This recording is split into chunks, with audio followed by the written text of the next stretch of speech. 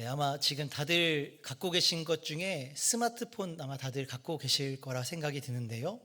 이 스마트폰이 보급되기 시작하면서, 보급이 대중화되기 시작하면서 많은 사람들이 사용하게 된 것이 바로 이 SNS입니다. 소셜 네트워크 서비스라고 하죠. 그래서 이것이 무엇이냐? 우리가 가까이 있는 사람들하고만 보통 우리가 소식을 알고 지내고 하지만 이 소셜 네트워크를 통해서 아무리 멀리 떨어져 있는 사람이라고 할지라도 그 사람이 어떠한 소식을 올리게 되면 우리는 그 소식을 멀리 있더라도 떨어져 있더라도 그 소식을 접할 수 있게 되죠. 저 개인적으로는 이 SNS를 참 많이 합니다. 많이 올리기도 하고요, 많이 보기도 합니다. 저는 이 SNS의 순기능에 대해서 이 멀리 있는 사람들의 소식을 자주 연락하지 않아도 이렇게 소식을 알고 지낸다는 그런 순기능을 이렇게 생각해서 많이 사용하고 있는데, 이 SNS가 양날의 검처럼 순기능만 있는 게 아니고 사실 역기능도 있죠. 예를 들면 SNS 역기능 중에, 그러니까 단점 중에 하나가 무엇이냐면요, 자신의 것을 자랑하는, 표출하는 수단으로 이 SNS가 사용된다라는 거예요. 그래서 종종 연예인들이나 이 인플루언서라고 하죠, 좀 이렇게 많은 팔로워들을 가지고 있는 사람들을 보면요, 막 비싼 스포츠카에 좋은 집 막 사진에 막 이렇게 이런 거 보셨죠? 막 셀카 막 이렇게 해가지고 막 하는 거, 그런 거 올리는 목적이 뭐예요? 나 이런 사람이야, 나 이렇게 잘 살고, 나 이렇게 좋은 차 타고 다니고 좋은 거 먹고, 이렇게 올리는 사람들이 종종 있어요.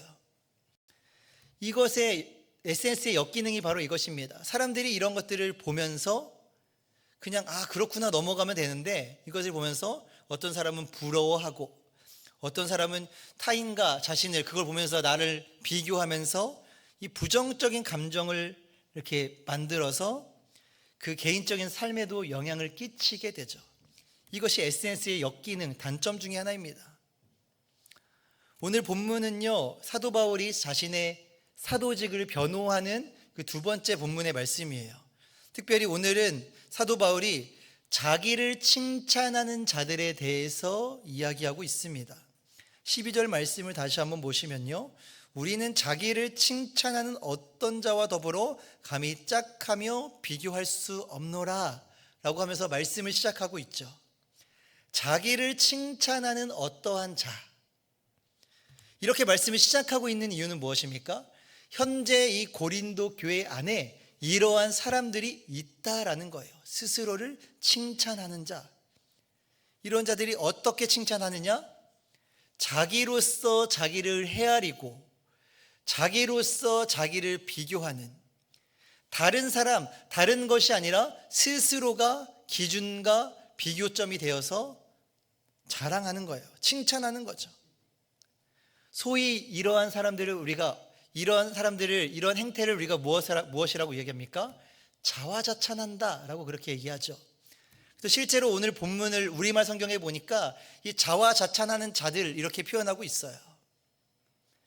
그런데 우리가 잘 아시다시피 이 고린도 후서를 쓴 사도 바울을 보면 어떻습니까? 사도 바울이야말로 참 칭찬할 것이 많은 사람이었습니다. 스스로가 칭찬할 것이 참으로 많은 자였는데, 사도 바울은 스스로를 높이거나 스스로를 자랑하거나 스스로를 칭찬한 적이 단 한 번도 없었습니다. 그리고 이 자화자찬하는 자들을 향하여서 어떻게 이야기해요? 지혜가 없다라고 그렇게 이야기합니다. 우리가 어떤 사람들과 이야기할 때요, 우리가 아무리 친한 사람과 대화를 해도 계속 자신의 자랑거리, 자신의 칭찬한 것만 계속 얘기한다면 어떠신가요? 계속 참고 들어주시나요? 그러면 다행인데, 계속 얘기하는데 1시간, 2시간 뭐 내 남편이 뭐 어쩌고 저쩌고 뭘 사줬고 내 자녀가 뭘 선물해줬고 막 이런 얘기들. 저희 어머니가 가끔씩 그래요. 네. 근데 제 자랑이 아니고 이상하게 칭찬해주면 참 좋은데 이상하게 저한테 얘기할 때 그렇게 남의 자식 칭찬을 많이 하시더라고요. 네. 어떻게 된지 모르겠어요. 네. 근데 우리가 이렇게 비교하는 얘기를 계속 들으면 마음이 참 불편하잖아요. 저만 그런 거 아니죠? 네. 사도 바울이요, 여기 지칭하는 자화자찬하는 자들, 이 사람들은요, 사도 바울을 대적하는 사람들이었어요. 거짓 사도라고 이 고린도후서 11장에는 그렇게 말씀하고 있습니다.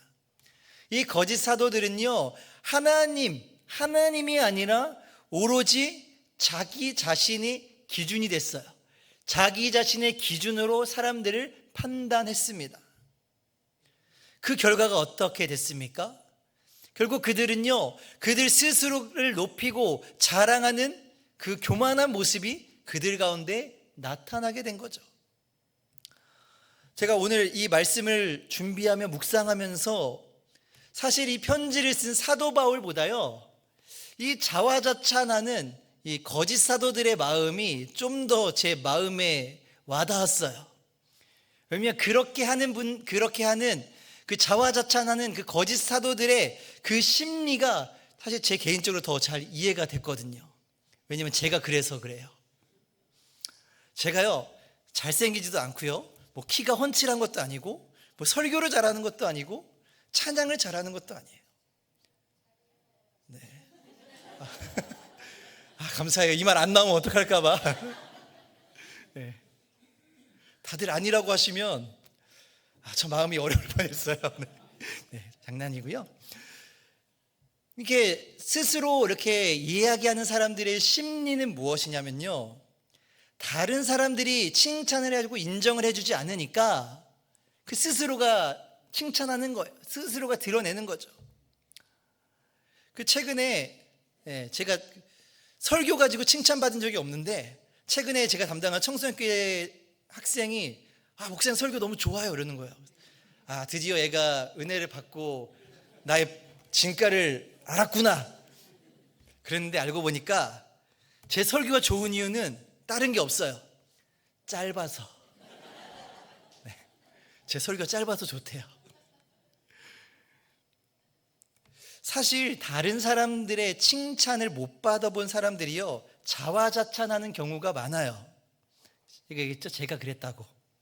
네, 그래서 어떤 행동, 좀 죄송한 표현이지만 어떤 짓거리를 해도요, 사람들이 알아봐주고 칭찬해주지 않으니까 스스로 셀프로 칭찬하는 거예요. 아마 식당에 가면 이런 표지판 많이 보셨을 거예요. 물과 반찬은, 그쵸, 셀프. 우리가 셀프로 해야 되는 것은요, 우리의 자랑이 아니에요. 우리 스스로 자랑해서는 안 되는 겁니다. 그렇다면 우리 자신에 대한 판단, 우리를 누가 판단하세요? 바로 하나님에 의해서 이루어지는 것이기 때문에 사도 바울은 자화자찬하는 이 거짓 사도들을 향하여서 지혜 없다라고 그렇게 비판하고 있는 것입니다. 그리고 나서 이 말씀을 준비하면서 또 한 번 스스로를 돌아봤어요. 참 오늘 말씀이 많이 저에게 찔림이 되었는데, 우리가 흔히 쓰는 말 중에 내로남불이라는 말이 있죠.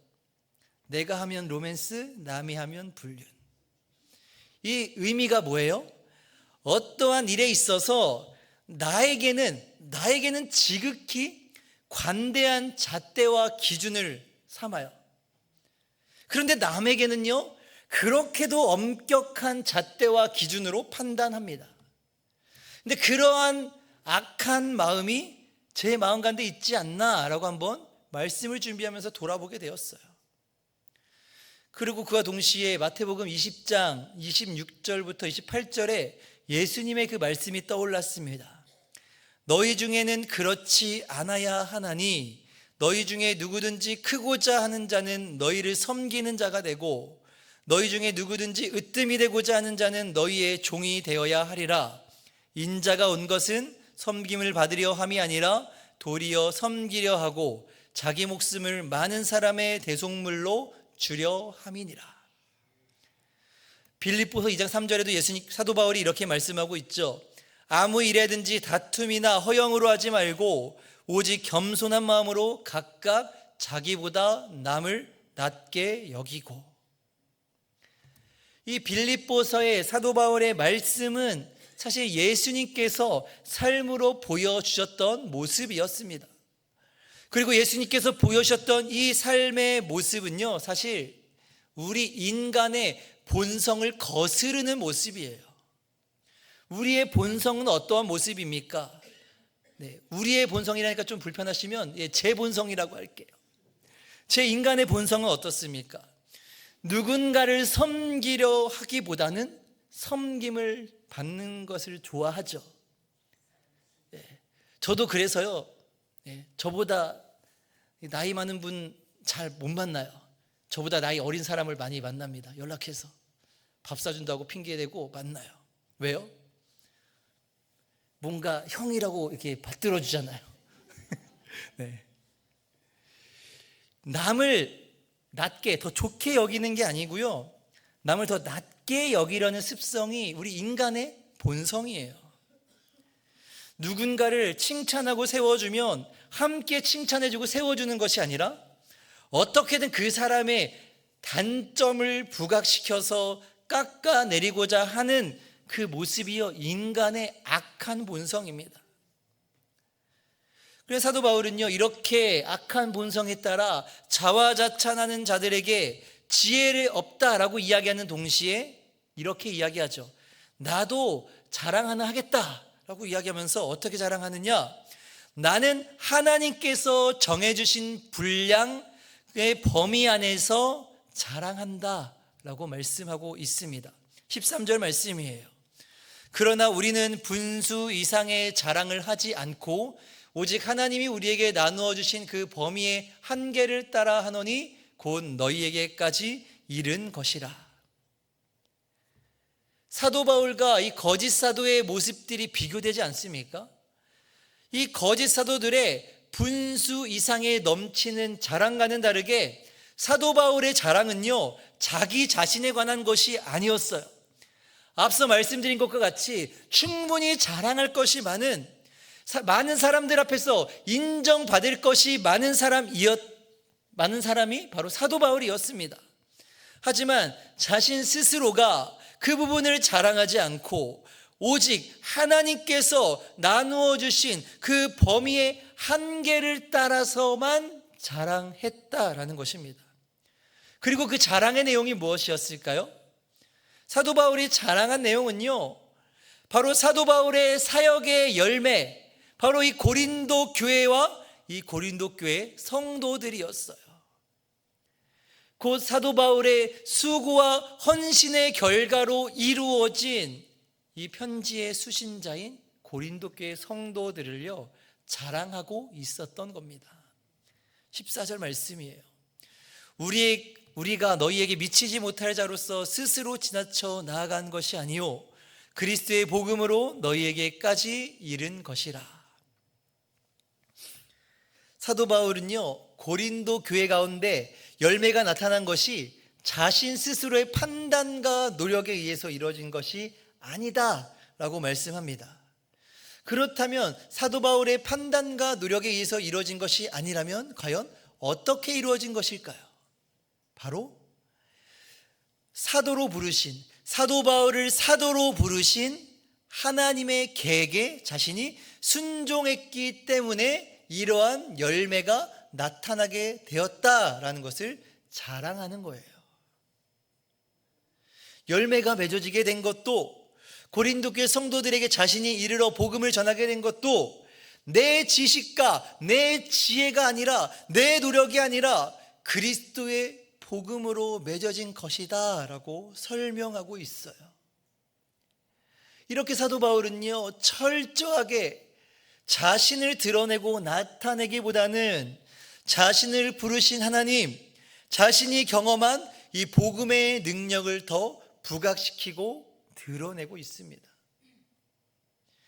사도 바울이 어떻게 이렇게 행동할 수 있었을까요? 그것은 바로 그가 다메섹 도상에서 경험한 그 놀라운 사건, 십자가의 능력, 십자가의 사랑 때문에 그가 이렇게 행동하고 고백할 수가 있었던 거예요. 15절과 16절 말씀에 우리는 남의 수고를 가지고 분수 이상의 자랑을 하는 것이 아니라 오직 너희 믿음이 자랄수록 우리의 규범을 따라 너희 가운데에서 더욱 풍성하여지기를 바라노라. 이는 남의 규범으로 이뤄놓은 것으로 자랑하지 아니하고 너희 지역을 넘어 복음을 전하려 함이라. 이 15절과 16절은요, 이 거짓 사도들, 사도 바울을 대적했던 사람들이 보여줬던 모습을 언급하고 있어요. 15절에서는 어떻게 이야기합니까? 남의 수고를 가지고 분수 이상으로 자랑했다라고 말씀하고 있고요, 16절에는 남의 규범으로 이루어 놓은 것을 가지고 자랑했다라고 이야기합니다. 이것을 좀 쉽게 표현하면요, 자기가 하지도 않은 것을 가지고 자기가 한 것인 양 거짓 사도들이 자랑하고 있었다라는 거예요. 고린도 교회 안에 있었던 거짓 사도들은요, 사도 바울이 수고하여 복음을 볼모지었던 이 고린도 교회를 세운 것을 마치 본인들이 세운 양, 본인들이 이 부흥시키고 열매를 맺게 한 양, 그렇게 이야기하고 다녔다라는 것입니다. 이처럼 다른 사람이 수고해 놓은 것을 가로채고 터무니없는 자랑을 일삼는 이 거짓 사도들을 향하여서 사도 바울은 어떠한 모습이 진정한 사도의 모습인지, 하나님께 인정받은 사도는 어떠한 사도인지 밝히고 있는 거예요. 그리고 나서 17절에 이렇게 말씀하죠. 자랑하는 자는 주 안에서 자랑할지니라. 사실 이 말씀은요, 예레미야 9장 23절과 24절의 인용 구절입니다. 하나님께서 예레미야 선지자를 통해서 인간들에게 하신 말씀, 인간의 지혜와 힘과 부가 아니라 하나님께서 하신 일을 통해 알게 된 것을 자랑하라라고 말씀하신 거예요. 그래서 이 말씀을 인용하면서 사도 바울은 자신의 대적자들을 포함한 고린도 교회 성도들에게 이렇게 말씀하는 겁니다. 자랑하는 자는 주 안에서 자랑할지니라. 오늘 이 자리에 모이신 우리 사랑하는 성도님들, 우리는 무엇을 자랑해야 합니까? 우리의 자랑이 무엇입니까? 어린이 찬양 중에요, 이런 찬양이 있어요. 걸려 넘어져도 라는 찬양이 있습니다. 찬양 가사가 있는데요, 한번 보세요. 걸려 넘어져도 쓰러져도 매를 맞아도 떠날 수는 없어. 예수님이 최고야. 내 자랑은 십자가. 어디까지나 따라갈래? 나의 생명 그리스도. 사실 그 첫 부분 가사를 보면요, 이 어린이들이 부르는 찬양이라고 하기엔 좀 어울리지 않은 가사예요. 뭐 걸려 넘어질 수 있겠죠. 뭐 돌부리에 뭐 쓰러지겠죠.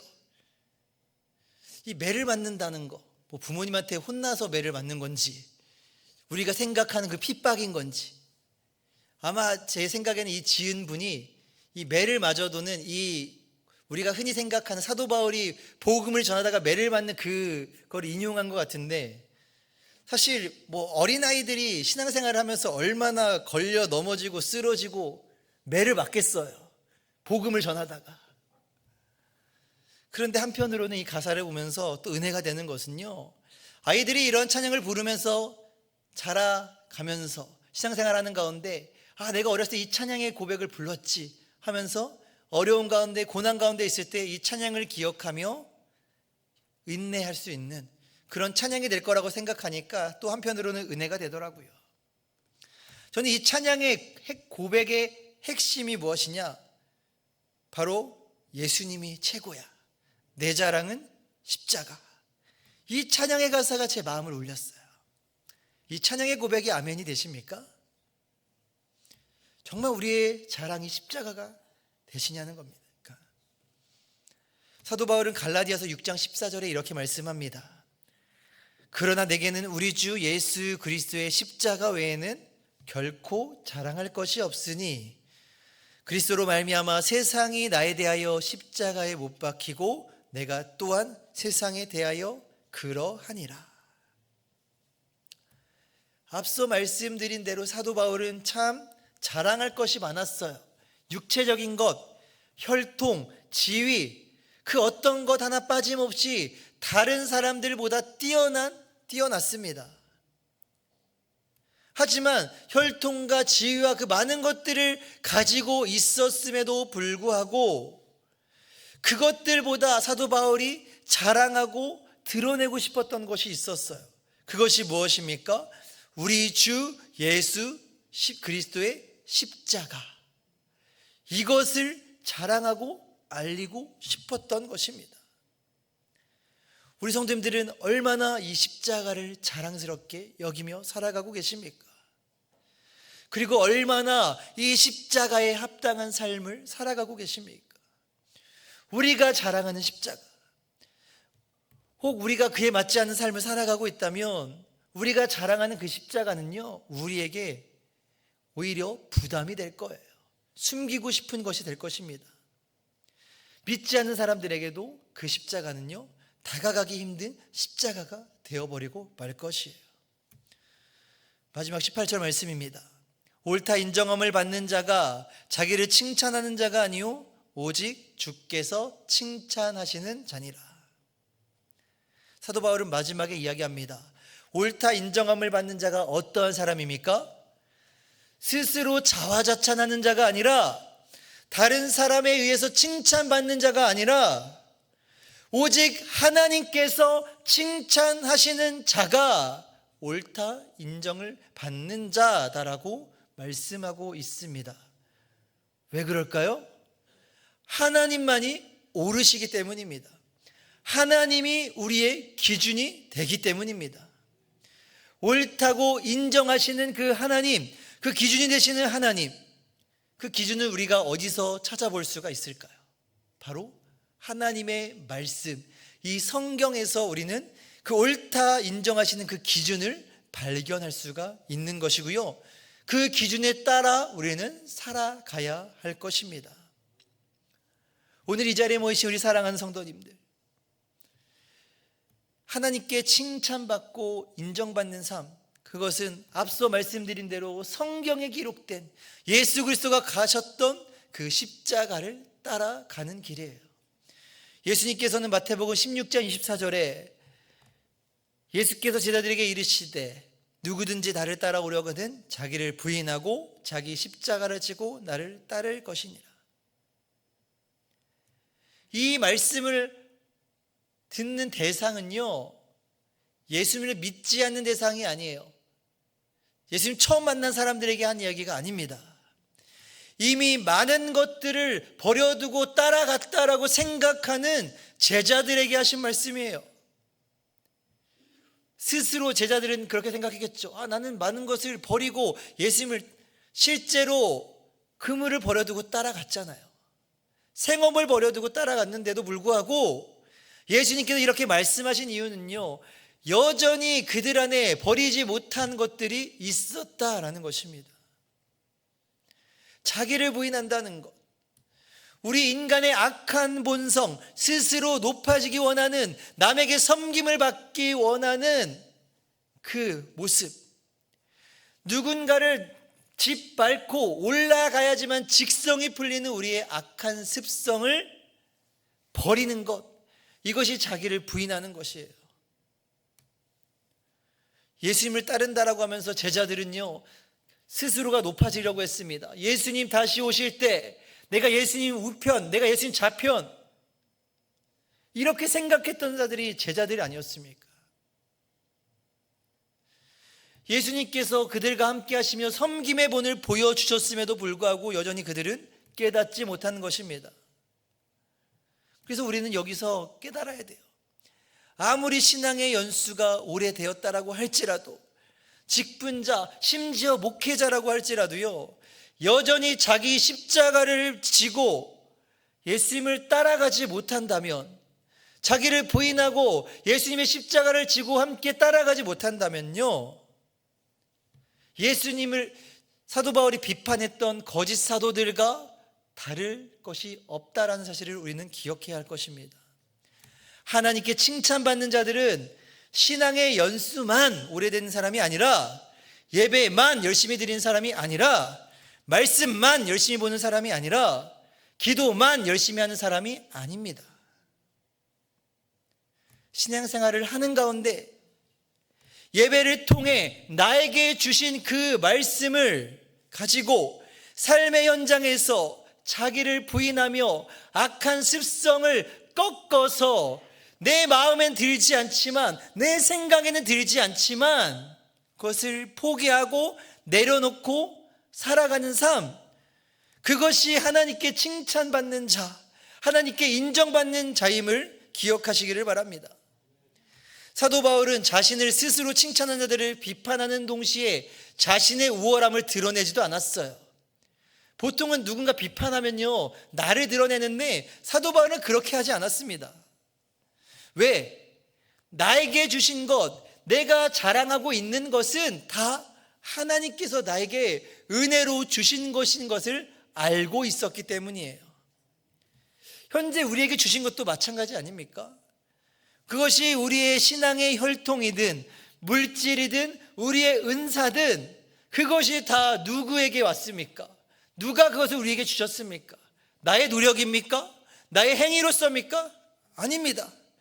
하나님이 그것을 주셨다는 것을 우리가 믿는다면 우리는 그것을 결코 자랑할 수가 없는 거예요. 겸손할 수밖에 없는 것입니다. 우리에게 주신 그것들이 다 하나님께로부터 온 것임을 인정하시는 우리 성도님들이 되시기를 소망합니다. 하나님이 주신 것을 가지고 사람들의 인정과 칭찬을 받을지라도 오직 하나님께만 찬양과 영광을 올려드릴 수 있는 우리 여기 계신 모든 성도님들이 되시기를 주님의 이름으로 간절히 축원합니다. 함께 시간 기도하며 나아가기를 원합니다. 함께 기도하실 때 하나님, 우리가 예수님께서 그러하셨듯이 우리의 십자가를 지고 예수님을 따라가기를 원합니다. 우리에게 주신 것들, 그것들로 나를 드러내고 스스로 자랑하는 것이 아니라 그것이 하나님께로 온 것임을 믿고 겸손하게 하나님을 영광을 위해서 사용할 수 있는 우리들이 되게 해달라고 우리 시간 주여 한번 외치고 함께 통성으로 기도하며 나아가겠습니다. 주여